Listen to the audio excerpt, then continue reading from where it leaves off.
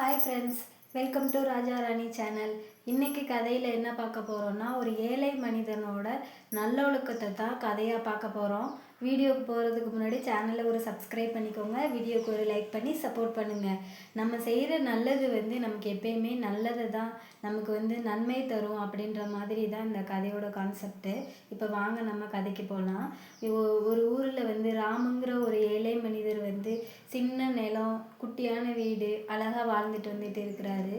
அந்த குட்டியான நிலத்தில் அவரால் என்ன முடியுமோ அந்த பயிர்களை விதைச்சி விவசாயம் பண்ணிட்டு வந்துட்டு இருக்கிறாரு. அவர் பக்கத்தில் உள்ள கோயில்களுக்கு இந்த மாதிரி இடத்துக்கெல்லாம் அவரால் முடிஞ்ச காணிக்கையை அவர் கொடுப்பாரு. அவர் நிலத்தில் விளையிற விவசாயத்தில் வர்றதை வச்சு கோவில்களுக்கெல்லாம் கொடுப்பாரு. அப்படி ஒரு நாள் அவர் தோட்டத்தில் விளைஞ்ச வாழைப்பழத்தை எடுத்துட்டு கடவுளுக்கு கொடுக்கலாம் அப்படின்ற மாதிரி போயிட்டு இருக்கிறப்போ அந்த வழியில் இருந்த ஒரு சன்னியாசி பசியோடு இருந்திருக்கிறாரு. அப்போது அந்த ராமுகிட்ட கேட்குறாங்க, எனக்கு பசிக்குதுங்க ஐயா, சாப்பிட்றதுக்கு ஏதாவது இருந்தால் கொடுங்க அப்படின்னு சொல்லி அந்த ராமுக்கிட்ட அந்த சன்னியாசி கேட்கவுமே கையில் இருந்த வாழைப்பழத்தை அப்படியே எதை பற்றியும் யோசிக்காமல் அப்படியே கடவுள்கிட்ட கொடுத்துட்றாரு. அந்த ராம் அப்படியே கொடுத்ததுக்கப்புறம் சன்னியாசியை ராம கையெடுத்து கும்பிட்டுட்டு, தெய்வம் மாதிரி பசியோடு இருந்தேன், எனக்கு பசி உணவளிச்சிட்டிங்க அப்படின்னு சொல்லவுமே, இதை நீங்கள் எங்கே எடுத்துகிட்டு போகிறீங்க அப்படின்னு சொல்லி அந்த சன்னியாசி கேட்குறப்போ, நான் என் தோட்டத்தில் விளைஞ்சது கடவுளுக்கு படைக்கலான்னு சொல்லிட்டு நான் எடுத்துகிட்டு போயிட்டு இருந்தேன், நீங்கள் பசியோடு இருக்கிறேன்னு சொல்லவும் உங்களுக்கு நான் கொடுத்துட்டேன் அப்படின்னு சொல்லி ராம் சொல்கிறாரு.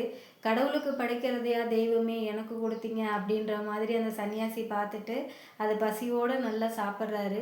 அதுக்கப்புறம் கடவுளுக்கு கொடுக்கறது எனக்கு கொடுத்துட்டீங்களே அப்படின்னு சொல்லி மனசு வருத்தப்பட்ட உடனே அந்த ராம் சொல்கிறாரு, கடவுளுக்கு உங்களுக்கு நீங்கள் பசியான வயிற்றுக்கு நான் உணவு கொடுத்தேன் பார்த்தீங்களா, இதுவே நான் கடவுளுக்கு செய்கிற தொண்டு மாதிரி தான் அப்படின்னு சொல்லி அந்த சன்னியாசிக்கிட்ட ராம் சொல்கிறாரு. அந்த சன்னியாசி ராமுக்கு அவரோட நேர்மையும் இரக்க குணத்தையும் பார்த்துட்டு நிறைய வரங்களை ராமுக்கு கொடுத்துட்றாரு.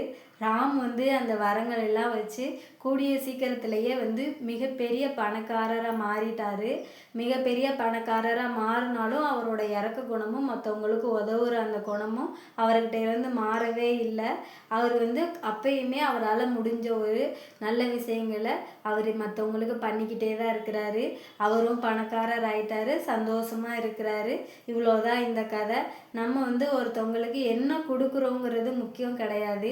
நம்ம எது பண்ணினாலும் நம்ம நல்லதை மற்றவங்களுக்கு நம்மளால் முடிஞ்ச அளவுக்கு ஒரு கைப்பிடி அளவு சாதம் கொடுத்தா கூட மற்றவங்களுக்கு பசி ஆற்றும். இந்த மாதிரி நம்மளால் முடிஞ்ச நல்ல உதவிகளை மற்றவங்களுக்கு செய்வோம். இதுதான் இந்த கதையோட கருத்து. வீடியோ பிடிச்சிருந்தா ஒரு லைக் பண்ணிக்கோங்க, சேனலை ஒரு சப்ஸ்கிரைப் பண்ணிக்கோங்க. பாய், நம்ம நெக்ஸ்ட் வீடியோவில் பார்க்கலாம்.